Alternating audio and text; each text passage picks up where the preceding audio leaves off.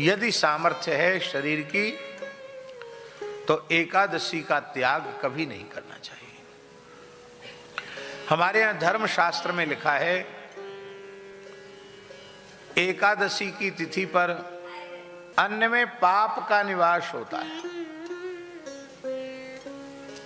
इसलिए एकादशी को जो अन्न खाता है वह पाप ही भक्षण करता है, पाप ही खाता है।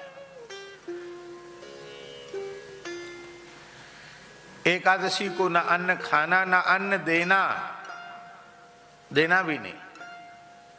सर्वोत्तम पक्ष है कि प्रत्येक एकादशी निराहार हो। निराहार माने कुछ भी ग्रहण न किया जाए, जल भी ग्रहण न किया जाए, ये सर्वोत्तम एकादशी है।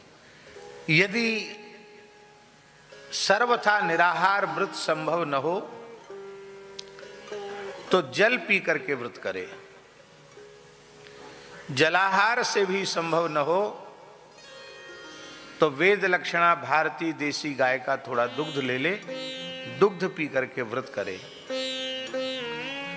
दुग्ध से भी संभव न हो तो आपके स्वास्थ्य के अनुकूल जो फल हों उन फलों को खा करके आप व्रत करें।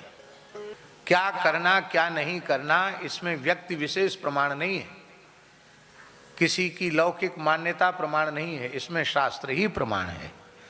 और शास्त्र कह रहा है कि सभी एकादशियां करना चाहिए, तो किसी एकादशी का निषेध नहीं है। बहुत सी जगह ऐसा भी लोग कहते हैं कि सधवा स्त्रियों को एकादशी नहीं करनी चाहिए, सौभाग्यवतियों को नहीं करनी चाहिए, विधवा स्त्रियों को करना चाहिए। मैंने तो आज तक किसी पुराण में पढ़ा नहीं, किसी ग्रंथ में देखा नहीं।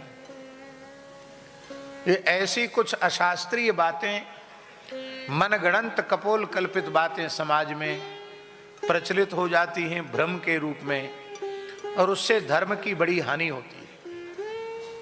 इसलिए हमें शास्त्र को ही प्रमाण मान करके जीना चाहिए। 5 वर्ष की आयु से कम जिस बालक की या बालिका की आयु है, यदि वह व्रत नहीं करता है तो उसको दोष नहीं है एकादशी व्रत का। और 90 वर्ष से अधिक आयु हो गई है किसी की और उसको एकादशी नहीं बनती है, छूट गई एकादशी, तो उसको 90 वर्ष से अधिक आयु वाले वृद्ध को भी एकादशी छूट गई, उसका दोष नहीं है। अथवा किसी के शरीर में इस प्रकार की बीमारी है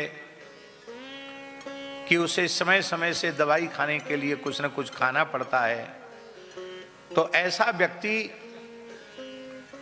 व्रत करे और अपने स्वास्थ्य के अनुकूल आहार 1 बार 2 बार 3 बार दवाई उसको खानी है इसलिए ग्रहण कर ले, तो उसको भी दोष नहीं है।